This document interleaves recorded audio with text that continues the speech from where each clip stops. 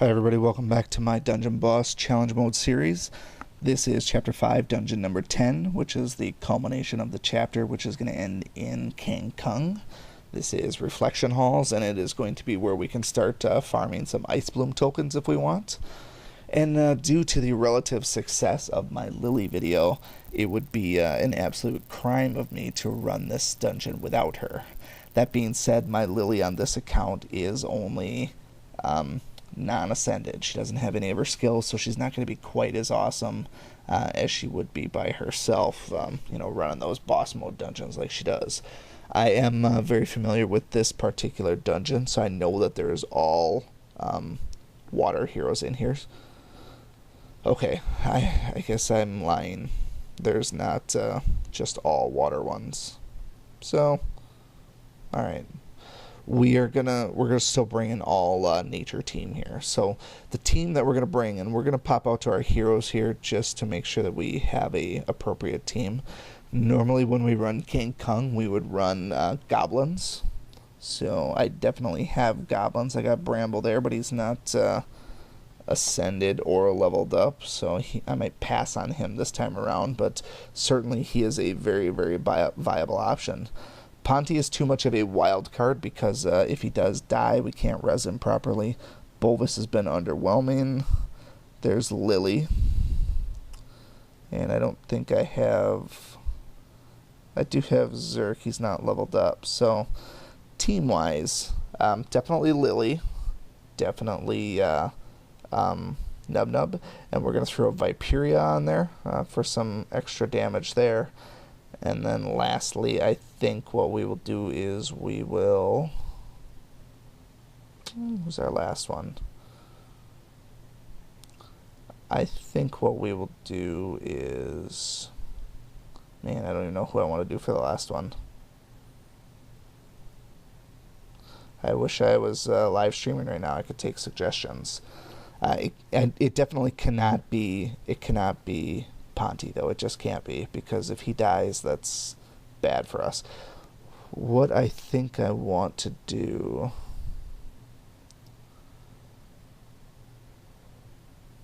I'm just going to pull the trigger and level up Bramble. The reason being is because I have Nub, we can get the critical goblin order. So, like I said, normally with a Kang run, you would run 3 goblins and somebody else.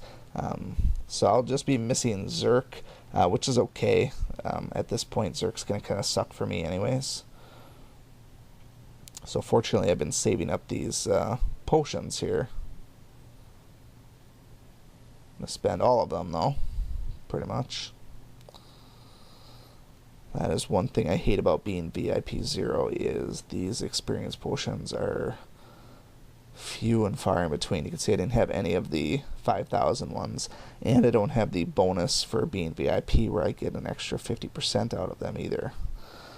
On top of all of these potions here, I am going to have to spend a lot of gold as well. I don't have the stuff for Ascensions, can't do anything else there, so hopefully he still has... It's a bummer. No critical goblin order. So essentially, all I'm getting out of this is Goblin Dance Party. That's kind of a bummer. I guess I should have thought that through a little bit better.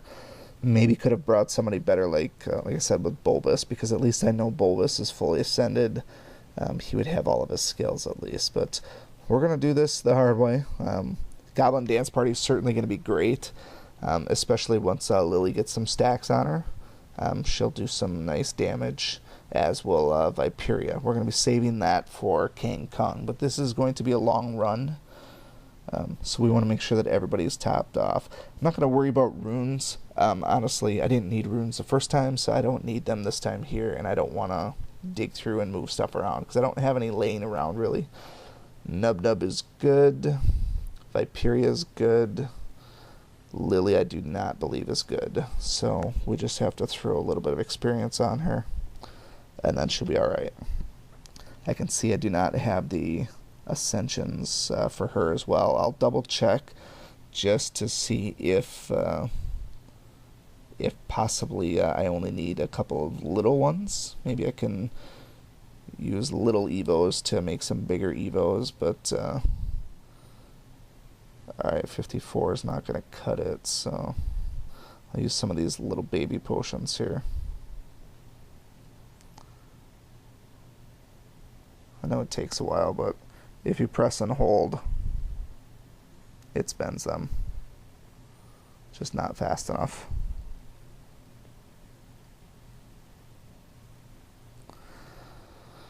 And slow and steady. Alright, 55 will be good enough for now. Let's get ourselves some stuff on here. I wish we could do the press and hold on here, but fortunately I'm mostly leveled up already. Ascension, same stupid subterranean evos, because that's kind of a slap in the face that they would share evos, but to their credit, they are half green. So, alright, so we got our team, all nature. You know what, let's just look at that once, just to see here. I can make 2 of these. I'm going to lose 40 of those big evos. That may be a deal breaker. 40. If I lose 40 of those, actually, I think we're good here. Gotta get on the Lily train. I gotta practice what I preach here. Man, 140 gems to do this, though. That is a beast. It is what it is. Alright, let's see if I calculated it. There we go. So I don't have her third skill, which would be great. The one with nature makes this one almost impossible to lose. I'm not going to be able to cut it because I don't have those monarchs. I'm going to need a lot of little ones. Not going to happen. Alright, so we don't have one with nature, and I don't think I could make this little guy here. Maybe I can. I could, but I lose even more monarchs. We'll save that for another day. I could easily farm to get some of those monarchs, but I don't have a ton of stamina. But I am definitely going to high priority Lily, because Lily is the dungeon runner. Now, makes sense that we want to, actually upgrade this ability. So this one here, while it's not the one with nature, we do get evasion. Evasion on any dungeon is good, so we're going to be happy with that. Alright, now we're all set. This should be a very, very easy victory for us. Should be no danger at all here. So as far as the order goes, I don't think the order of the team even matters. The only thing that we really should do is Bramble's got to be first because of Goblin Dance Party.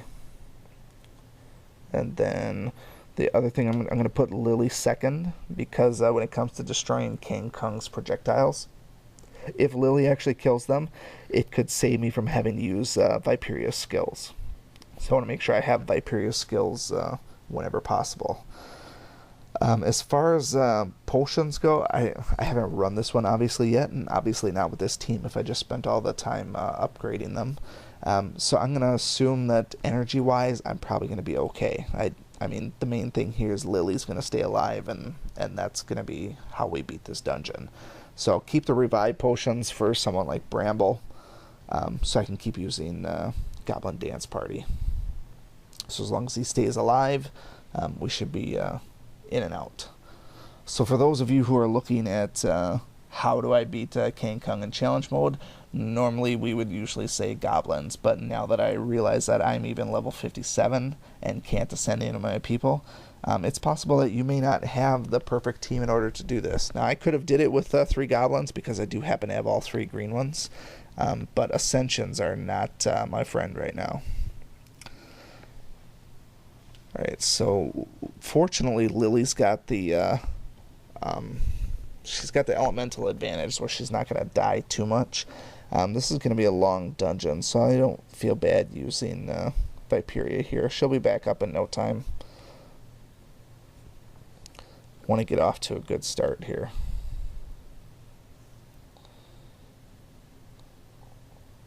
Very long dungeon, so we're going to have plenty of time to milk the energy. Would obviously like full ascension on Viperia, but that'll come in due time.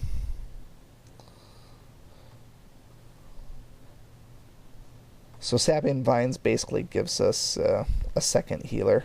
Now, contrary to my Lily video, this Lily is ruined out for attack, so probably don't have the best approach here, but it will make her very attractive in the end because she's going to have the highest damage output possibly when we get to Kang. We just need to keep her alive long enough, presumably with stout defense, so that she can get her plant growth going on.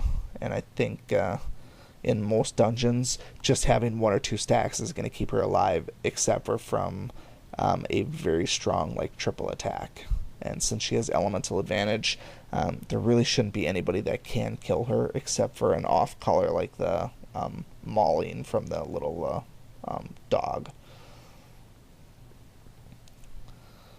So this should be nice because I have actually an ascension on Lily, so I get more skills.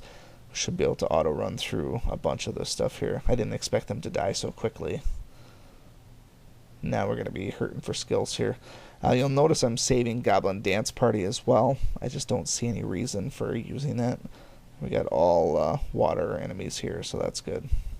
The evasion lasts a nice little while as well, too, so we're going to try and sneak out as long as we can without actually healing, just because we want to save those. And if I pop Goblin Dance Party, I know Nub Nub's going to crit heal us anyways. So Viperia is not going to be up yet, I don't think. So we're going to get some passive heals with the Sapping Vines. I would have liked to be able to kill all those dogs. This is moderately concerning. As long as they split things up. Or Viperia dodges, how about that? This would be a perfect time for Nub Nub to heal, I think. The Sapping Vines would be great, but I think a heal is the best option here.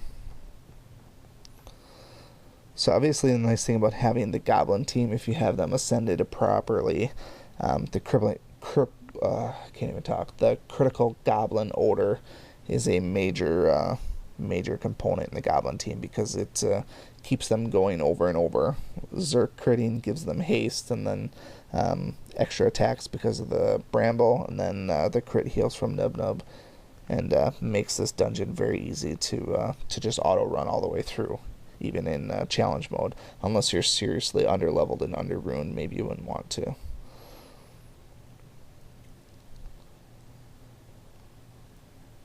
Just killing the one dangerous person first, because the rest of these can just be auto run through. We have the elemental advantage, so it's very unlikely they can kill us. So being that I am ruined for attack with Lily, that will help with Kang with his projectiles. I don't know that the first turn or so she's going to be strong enough to kill those projectiles. But at the very least, having that Sapping Vines up is going to be extremely helpful. But I feel like Viperia should kill both of them. If those projectiles stay after the first turn, it's the first turn that's probably going to be the worst as far as potential death, because Lily won't have any plant growth at all. And I would easily sacrifice the 3-star just to beat it. I know Lily's going to make it to the end. What I'm going to do here, Sapping Vines is great and all, but I'm going to use this one instead because it's going to give me evasion. Even if I don't kill them with Viperia, it's likely that I'm going to dodge them. And actually, I wasn't expecting that at all. Lily just killed them. I didn't use the snakes on the plains because I want to keep that for the next time he pops them, in case Lily cannot kill them. Honestly, I believe she will from here on out because her plant growth is going to take her into the stratosphere. There's literally no chance for Kang. He will do his stupid frost breath when he gets to half health, but I don't see that really hurting anybody. And it didn't even frostbite, so he's toast. I could auto run this one to the end, but I'm going to put the big hurt on him, actually. I'm waiting for him to drop his projectiles up so I can kill them with Viperia. Or just see how much damage Lily can do with 8 stacks. He's not even going to be around for the damage. This might even kill him outright. Nope. It basically did nothing to him. That's kind of surprising. But I know he's dead. Maybe he finally buffed his defense or something. That's alright. He's basically dead. A little bit of poison. So not frostbite, but sapping vines kills him and down he goes. So if you're looking for a team for Kang Kung challenge mode or even boss mode, 3 goblins and Lily is probably the best physical team, especially if Lily's fully ascended. You get plant growth on all of those guys with the one with nature trait, and it's lights out. You survive 1 turn and it's gold. And you've seen how amazing Lily can be. As far as dungeon runner, you could use those goblins in almost any dungeon, and even a fire dungeon, and be just fine. So that is going to wrap up Chapter 5 of Challenge Mode. That should keep us satisfied for a few days at least as we work in some other videos. We're not going to keep doing all of the challenge modes, but we are going to be going through them one by one. If you stuck it out through this last chapter, I definitely thank you. And we will see you again soon for Chapter 6. Thanks. Thank you so much for watching this video and supporting my channel. If you like this video, please show your continued support by hitting that like button, and be sure to check out both my YouTube channels for new content all the time. And always remember, peace is a lie, there's only passion. We'll see you next time.